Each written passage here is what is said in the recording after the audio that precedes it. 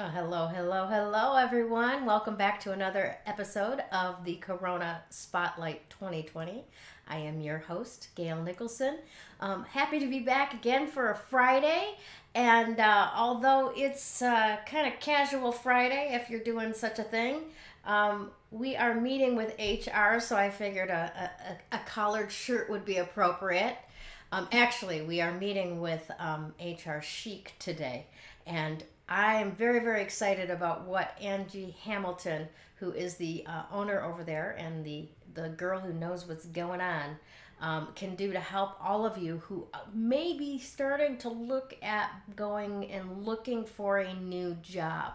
So let me bring her on so that she can tell you all the ways that she can help you. Hi, Angie. How are you doing today? I'm doing great. How are you? Fantastic, fantastic. Happy it's Friday. How about you? Yes, I am.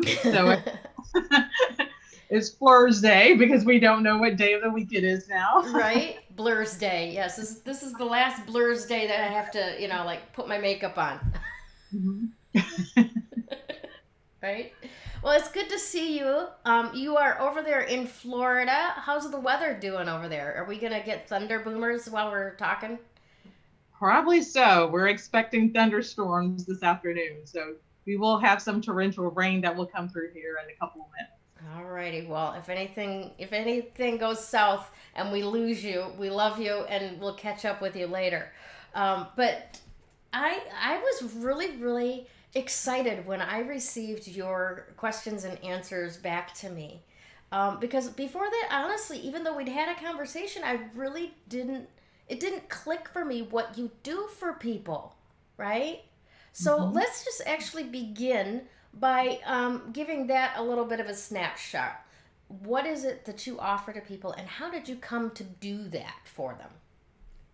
Absolutely. My company is the HR Chique Group. We're a consultancy firm supporting small businesses, individuals, and startups with creating very diverse, organic, and dynamic cultures. A part of that process is really establishing great people systems because your people are the most important asset of any organization and any company. So that's always been extremely important to me in creating those dynamic cultures. That's amazing. That I love the idea of it that small business and entrepreneurs can outsource their HR department, and it's not ADP. It's not this huge conglomerate that that really doesn't have a connection with your actual employees. So thanks for being in business and doing what you do for us. That's really amazing. Now, most people are calling this time an economic recession. We've been through some pretty sketchy Absolutely. times, right? Not in the not too distant past. Um, Mhm. but things are really kind of scary right now. Unemployment numbers are way up there. Um, should people actually be Yeah. looking for work at this time? You definitely should be looking for work at this time. We have over 40 million Americans that are displaced and out of work and furloughed.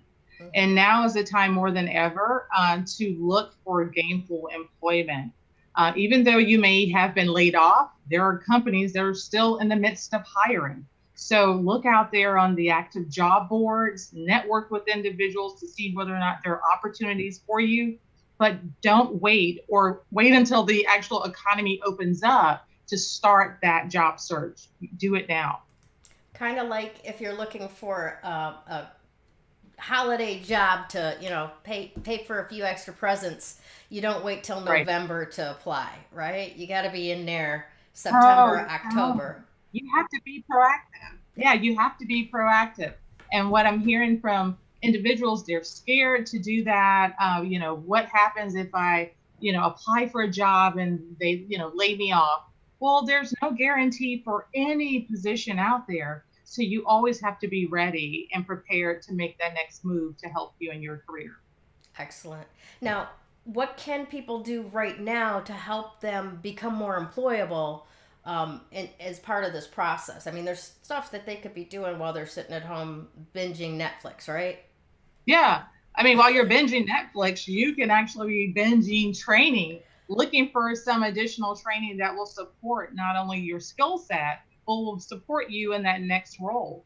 Now is a good time if you're volunteering to use those volunteer skills to add to your resume. You can certainly add volunteer abilities to your resume. And lastly, really updating that resume. For some individuals, if you've been in a place for a long period of time, it's probably been a while since you've actually taken a look at your resume. So if you don't have one, create one. And if you're looking at moving into a new industry, look at the skills that they're seeking for those positions.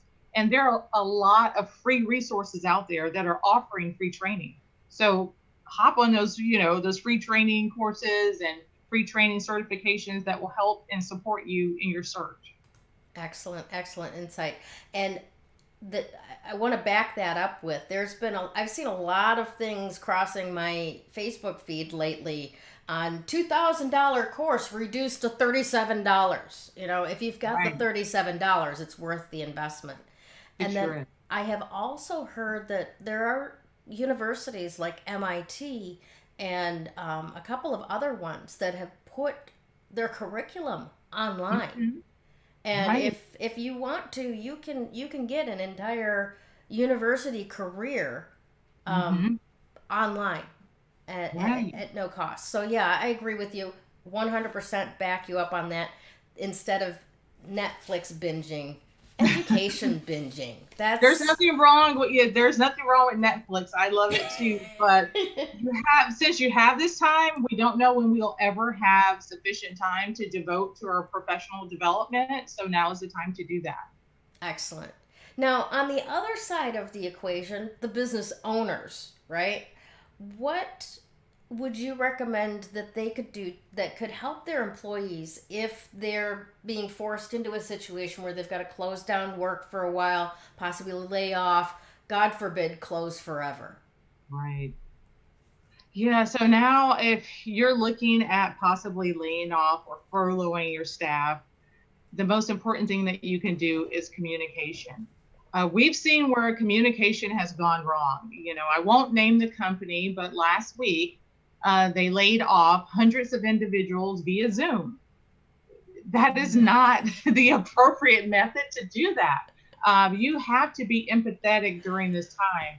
We know it's difficult for you as a small business, having that separate conversation with each employee that's impacted, one for confidentiality, and two to personalize that whole situation. There's nothing like to being, corralled in one room with all of your peers and then, being told that you're being let go.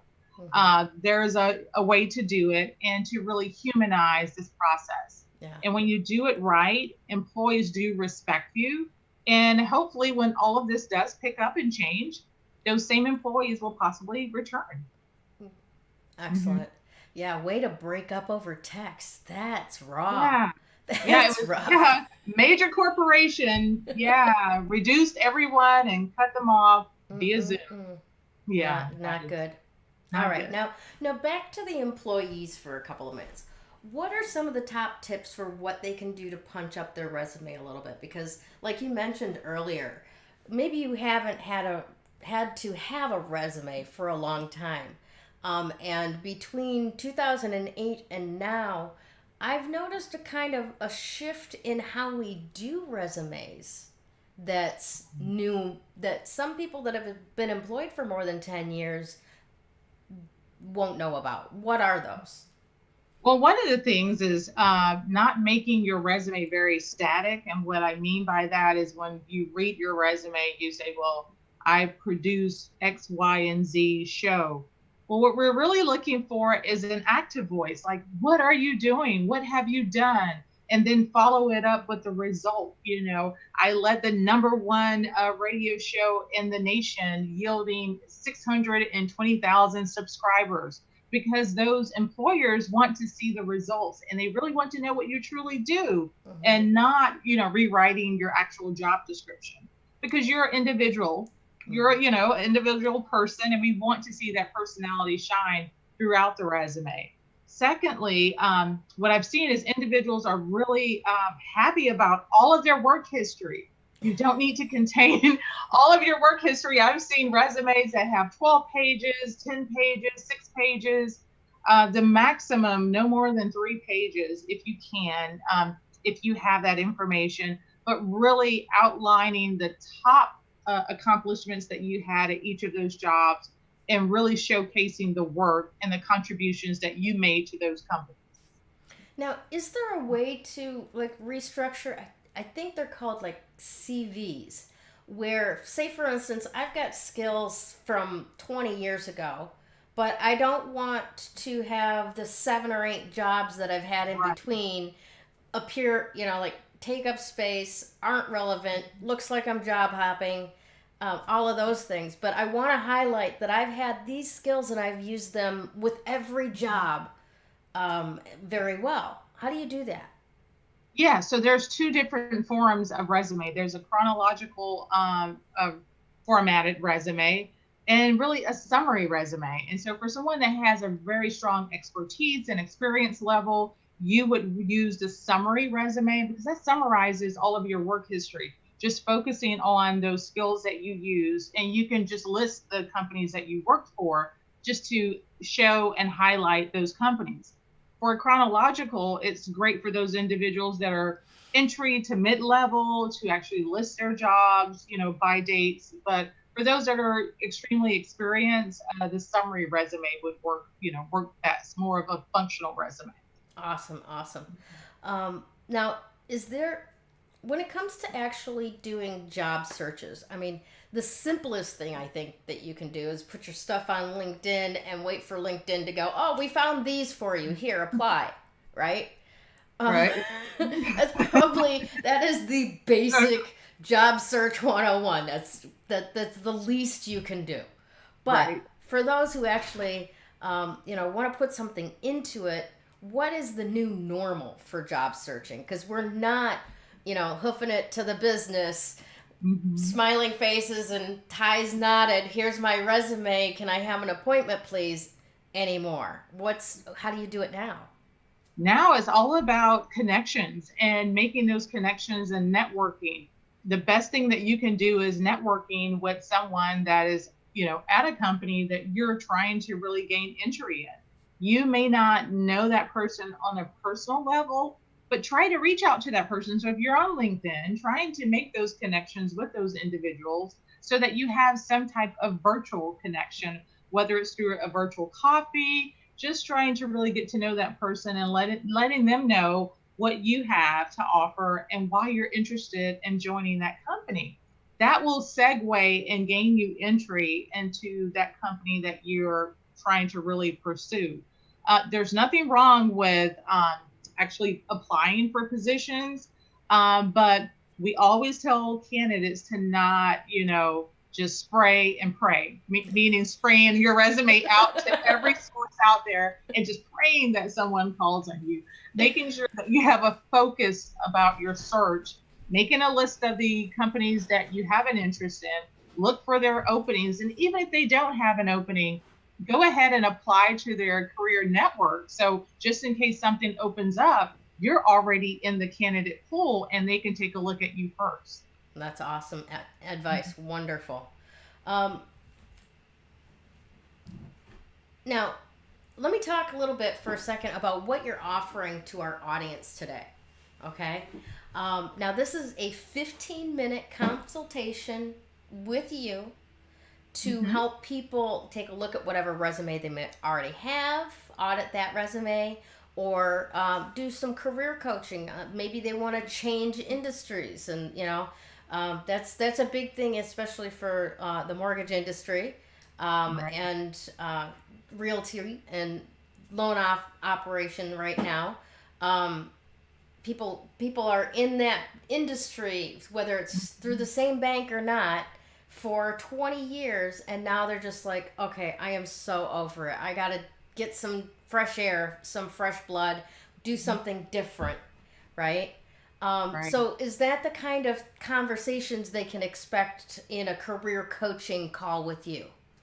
Absolutely. Yeah, I'm currently offering complimentary consultations through the first part of June, June 10th.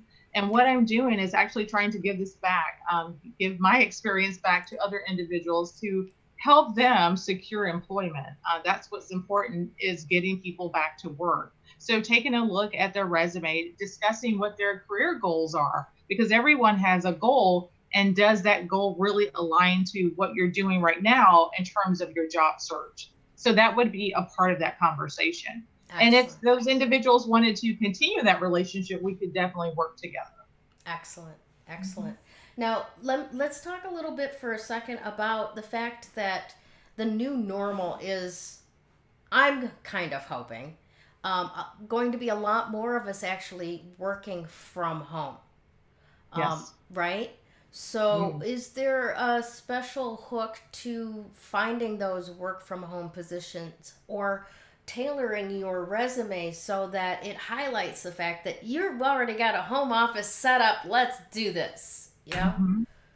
Yeah. So if you're currently working remotely or you have worked remotely, when you're actually creating your resume, you should really identify that, whether if you worked at home, you were considered remote, virtual, depending upon your company, everyone has a different terminology, but really highlighting that information. So when the company is actually looking through your resume, they will know that you already have that experience, because some of the concerns that an employer may, consider is that this person hasn't been in that environment before. How will this person adjust to this environment? What will we need to do in terms of providing tools and resources to help them adjust? But if you have that experience, go ahead and identify that on the resume. Even if you worked for just a brief period of time, you can actually add that to your resume to benefit you. Mm-hmm. Yeah. Mhm. And I think a lot, I'm hoping, anyways, a lot of businesses going forward are going to choose to retain this ability to work from home. I think that it works a lot better for a lot of our families, um, Done. you know, and but that's, I mean, that my sample is very small. you know, I come from family that works from home, and when the kids come home from school, there's somebody there. Now, I may not be as um, accessible, when you're working from home. You close the door, and fire or smoke used to be our rules. If there's fire, no, excuse me, fire or blood. If there was fire Oh, or blood, then you could interrupt me. It's a pretty good standard to live by. They learned how to manage themselves, and handle the small stuff. So I would love to see that happening further, because I like the idea of, at least for myself, not having an hour and a half commute each way. Yeah. yes. And feeling every day like 3 hours of my life is wasted that I'm not getting back, even if I'm listening to audiobooks. Because Hmm. most of the time there's like a checklist in my head of dishes need to be done, laundry needs to be done. These are all things that I could take 15-minute break to walk away from the computer, as is recommended, right? Right. Go load the dishwasher, come back to work. Go switch a load in the laundry, come back to work. So my weekends can be spent enjoying my family, not doing the chores. I mean, there's so many reasons why I am behind this work from home thing, right? And so yeah. Do you have anything to add in Oh, that yeah. particular area? Please do. Yes, I would definitely agree with you. The commuting alone adds stress, undue stress to individuals. I mean, when employees get to work, they're already upset because they've sat in traffic for over an hour or 45 minutes. So, thinking about it, putting in 9 to 10 hours in that day, they're already exhausted. So, I think this is a win win solution, not only for employers and companies, but also for employees. Mhm. You have that ability now to really create a work life balance that you didn't really have before. Isn't that the truth? Mhm. Isn't that the truth? Awesome. All right. Well, do you have any final thoughts for our audience today? Anything that you would like to leave them with as we head off into the weekend? Oh, absolutely. So I would just share with everyone that's listening and out there, that know that this is a really difficult time for all of us to circumvent and go through this crisis. Just know that when you need to take a break, take a break. It's hard. This is some hard work. But if you're looking for a job, don't give up. If you have to apply to 300 people, there's that one person, one company out there that will give you the opportunity. So don't rest your laurels. Continue to pursue your goals because you can do it. And again, companies are hiring and they want you. Awesome. Awesome. Thank you again, Angie, for being here with me today, and especially for doing what you're doing out there in the world to help people get their new lives reestablished with whatever way they want to go. Thank you so much for your contribution. You're very welcome. All right, everyone, have a wonderful, wonderful Friday. Enjoy your weekend, and we'll see you again on Monday. Take care. Bye bye. When you open actual energy work, makes that recovery progress so much faster. That recovery is possible. You do not have to live as a victim until your last days. You have unbelievable strength, and I know that because you're still here. Do you want to create something completely unrecognizable with your life? I can show you how.